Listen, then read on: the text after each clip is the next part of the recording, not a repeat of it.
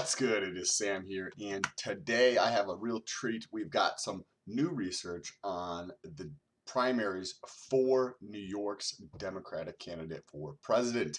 Not New York's, but just the overall candidacy for the Democratic Party. And what we did is we looked at YouTube search volume and Google search volume, and then we stacked ranked the candidates 1 through 11 to see who actually is number one before taking an average to understand what the American public is actually thinking about versus a poll with several hundred people or a couple thousand people. We've got millions and millions of searches. So, with that being said, if this is your first time here, what's good? My name is Sam. And for those of you who are returning, it's good to freaking see you. You better be pressing that like button. Now, with that being said, let's get into the video. So, where do we get our data from? We're going to Google Trends. Google Trends tracks all of the search volume on Google and on YouTube, meaning anytime that you go to YouTube or Google and you search for something, Google Trends tracks it. And the reason that we're using Google and YouTube is because they are the two largest sites on the planet. The amount of users that are on each one of these sites per day is ridiculous compared to even the 20th spot for popularity. And we've got the two most popular sites in the planet that represent a fuckload of data. So this is what we did. We put the candidates' names in here at the top. These are the search terms that we're going to look for. Right here, we're going to do web, which is Google, or YouTube. So we did both of them. And then what we have over here is New York. This is the geographic location that we're looking in. And then we have 3 different time periods. First, we start with the 12-month, which we have pulled up here on the screen. And when we stack rank them 1 through 11, what we do is we look over here on the side, right? So in this 12-month, out of these candidates, we have Bernie Sanders, Kamala Harris, Joe Biden are tied, Elizabeth Warren, and Pete Buttigieg, right? So that's how we rank them based on the average search volume, and and then we do this in the 12-month period, the 3-month period, and the 1-month period. And then when we take our average, what we do is we take 25% from the 12-month, 25% from the 3-month, and then 50% from the 30-day. And the reason that we do that is because the 30-day, in my opinion, has the most relevant, valuable information because it just happened, right? It's the past 30 days. That carries more valuable, relevant information than 3 months or 12 months ago. With the 12 and the 3 months still containing valuable information, so that's why they represent 25% of the average. And we did this with every single candidate on Google and every single candidate on YouTube, and we put all of this data together into a spreadsheet, and this is what we came up with. Now, you can see right here at the bottom what the top 4 places are. And I wanted to touch on that we're going to get into in a second. We're going to get into some interesting demographic voting information that I had, I think, Rat bring up in a comment. So I'm going to touch on that in a second. But also, we're going to compare reality versus like what the polls say. And we're going to gather that information is from Real Clear Politics. So let's get into it. So the top 4 candidates, Bernie Sanders is number 1 and tied for number 2. So this is what happened, right? We did the ranking on Google, we did the ranking on YouTube, and just as how I described it, and then we get an overall ranking on Google and an overall ranking on YouTube, and then we take the average where we take 50% of Google and 50% of YouTube to come up with an overall score as we have here. And as you can see, there's 50% of the Google ranking and 50% of the YouTube ranking. We get an overall score, and then we stack rank them here. And that is where we have Bernie Sanders is number 1, Andrew Yang, Joe Biden, and Elizabeth Warren all tied at number 2nd. So that's kind of interesting. Very, very interesting in New York. Andrew Yang is doing very well. He is the only candidate in the top 4 that is not like part of the establishment. But very interesting. Look at this. Miss Gabbard. She is number 5. So in the top 5, we have 2 candidates that are not part of the establishment. That's kind of interesting. Very, very interesting to have 2 in the top 5 that are not part of the establishment, and to have a 3-way tie for second place. That's super interesting. I would expect, based on the data I'm seeing, and we're going to dive into some of this in a second. That's why I put some color codes on here so it's easier to see on a screen. But I think that Joe Biden's probably going to drop out, and Tulsi Gabbard is going to swing into his spot. If the data I'm seeing continues, and let me show you what I'm talking about. So here we have the 365, the 90, and the 30 for Joe Biden. And we see that at the year mark, he was ranked number 2 out of search volume relative to everybody else. Then at the 3-month, he was 3rd. And then at the 30-day, he was 5th. So he's been steadily losing ground with an accelerated pace over the past 30 days. So that is kind of interesting. If that continues, if he's not able to turn something around and garner more attention, look at this little state I have over here, New York State. What's good? I'm from New York. Anyways, so let's take a look at a couple other. Looks like Andrew Yang is. We're gonna take a look at Andrew Yang, Elizabeth Warren, and Joe Biden, because these are the people who are tied for second. So we want to understand what is happening. So we're going to look at that on Google, and then we're going to look at it on YouTube.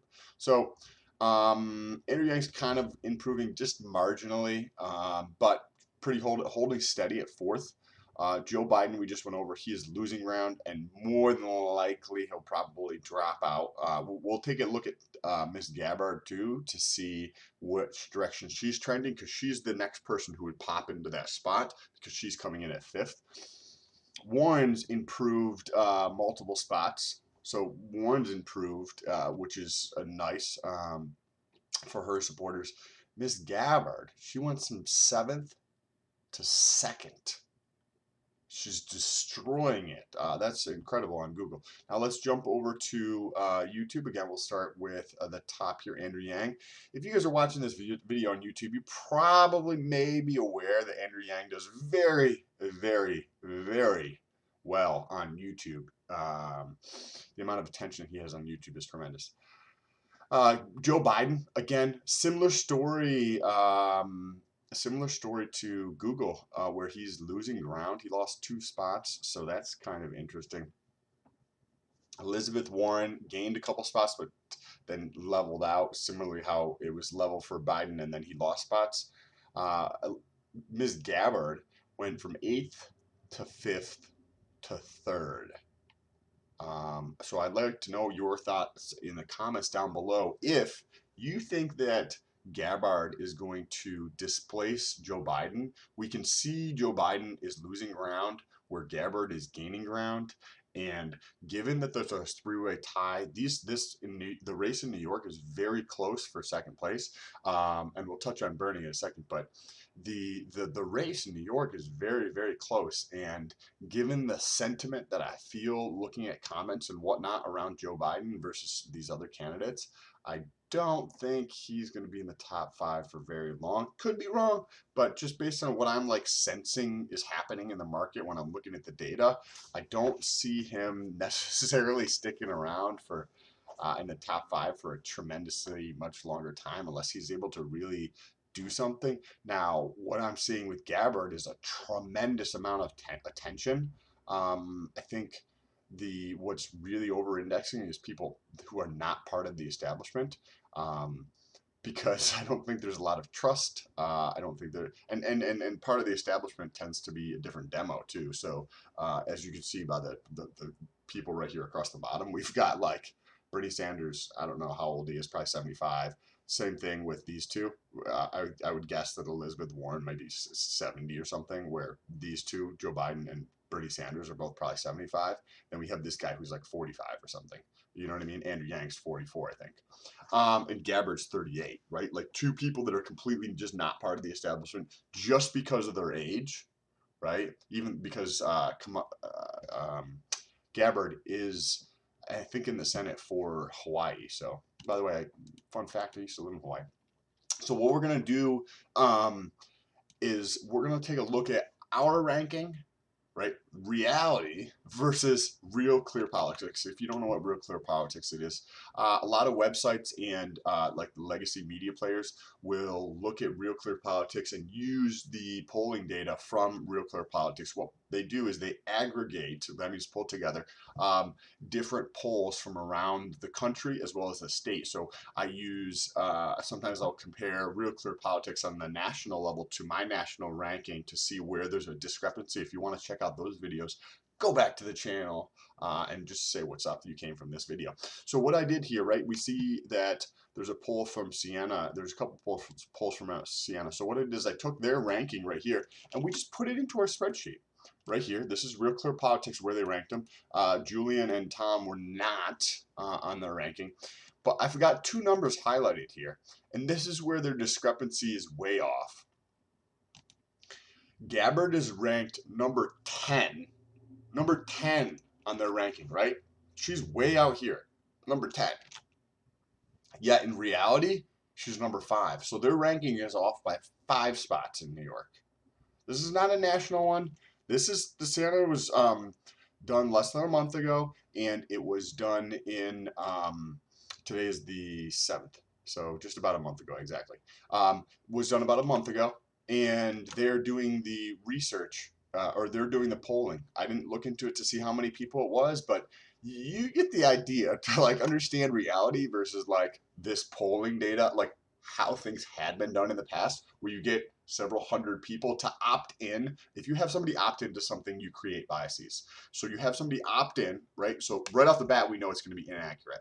And then you have, in this example, it looks like the same company is doing the same survey potentially, but a lot of the times you have different companies asking different questions to come up to the same result, and then you try to compare them on Real Clear Politics. So you might have different sample sizes in the way that the questions are asked and the verbiage of the questions. If you know how framing works, or status quo or other things, these biases can all creep into how the questions are answered. So we like to think that these are hopefully controlled for, but I think that a much more authentic way of understanding what the American public thinks is just actually looking at frickin' data. So the next person that's way off, and if you agree with this, like share this video with somebody. We got to get this message out. Like, this is not the way to do things in 2019. I think we need to have a better fucking dialogue about like how we run things in this country and how we elect our candidates. Like, this is fucking ridiculous. The next person who's way off, Real Clear Politics has him ranked at number 6, and he's actually ranked at number 2, is Andrew Yang. Like, that's a pretty big difference. He's number 2, right? And Real Clear Politics has him at number 6. Clearly there's something going on, because we're just actually looking at the data. We just don't understand what people in New York are actually searching for on Google and on YouTube. Not somebody's opinion when you ask a question, who are you going to vote for, right? This is what people are actually looking for. That just makes sense. So let's hide some of this stuff and then compare how they look over time before we get into answering some questions in the comment section live at the end of this video. So if you want to see your comment answered at the end of the next video, make sure you leave it down below. Use the hashtag STOLT so it's easier for me to find.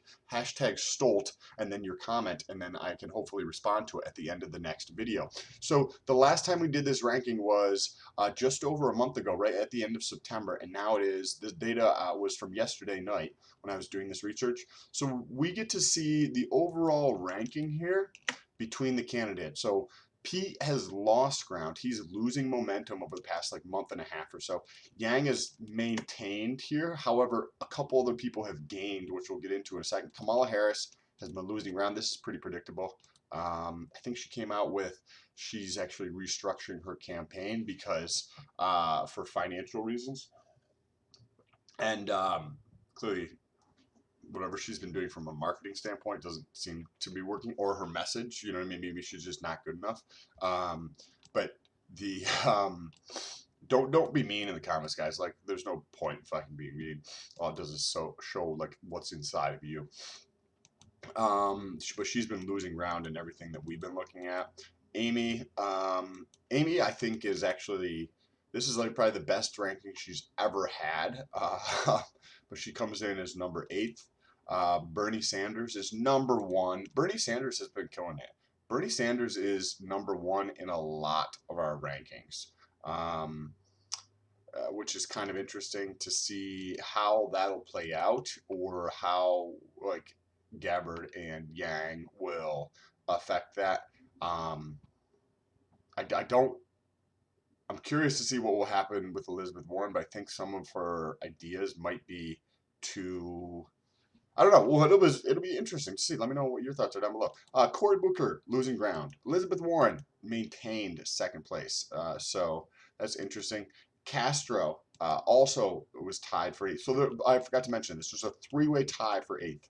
Amy, Cory, and Julian are all tied for 8th. It's on the second half of the. You know what I mean? These are like the 2nd tier candidates who don't really have a ton of attention, but they're all tied for 8th. If that says anything. Right? So that's tied for 8th, 9th, and 10th, right? Those are the 3 spots they'd be vying for. So that was kind of interesting. Now I'm going to jump over to the YouTube comment section. Don't forget to press subscribe if you want to see future videos like this. And we've got a question here from Sue. And I'm not going to even try to say your last name. I apologize, Sue, but thank you so much for your support and for your comment. Awesome video. Is Andrew Yang qualified for the December debates? Somebody who knows this information, let me know down below in the comment section, because I do not. I think he is. I feel like I read a headline where he is qualified, but I honestly do not know. There's a bunch of comments for Yang, which is kind of interesting because over the last several days I've been getting a lot more comments for Tulsi. I apologize. This is kind of interesting, and I put this together in a video before. But what would you guys think if Yang and Tulsi 2020 they ran as president and VP? By the way, this is from Adrian. Thank you, Kennedy, Miss Kennedy. The only logical ticket, if we want to win over disgruntled Trump supporters, I hope the DNC is paying attention. I think that might be a very, very interesting combo, but I also think that might also alienate the establishment, like people who are set in a certain way of how things might be, just because these two are so young, right? Andrew Yang and Tulsi. But I think that would be a very killer, interesting combination, VP and president. And then we've got a comment here from Rhett, and one of his links here, we were talking about. By the way, Rhett, thank you so much for your comments. I really do appreciate it. You see what he did here? He left the hashtag Stolt because he's a fucking ninja. Okay, so we're talking about turnout at the 2020 election, and is Google and YouTube actually representative of what and who is going to be voting in 2020? And he brought that up as a question, and that's a question that I've seen a bunch of people actually ask. So I wanted to go over and just touch on that very quickly with some of the data that he's actually presenting, because I think he was like, well, is that actually going to be representative? And I don't know if my internet's going to work or not, but one of the links that he presented here was, let me see if it goes back over here. So I'm not sure if it's going to load or not. It doesn't look like it's going to. I don't know. I don't remember where the question is. Sometimes I have to dig in here to find these questions. That's why if you use the hashtag Stoll, it's way easier for me to find. But let's look at turnout by age, right? So if you look at the different age brackets, right? We've got like Generation Z, and we like millennials, and there's X, and then there's baby boomers, and then there's like the ancient, like sleepwalker or whatever. I don't know. It's like a weird name from people who do demographic work. And first of all, I just want to point something out. From like 1996 to now, we see, and remember, so we got two things to look at here. We've got midterms, and then we also have the election, right? The for president. So the election for president has been steadily like increasing very gradually. But let's take a look at the 60 plus. So 60 plus, it looks like it's about the same, maybe even less for older folks who are voting. This is 45 to 59. It looks like it's pretty flat for that demo. Now, 30 to 45. This is from that website, the link in his description from research. But look at this. This is from 30 to 44. This is increasing. And this is in 2016, which was like ancient. 2016 was like a very long time ago from a social media, online, digital life aspect.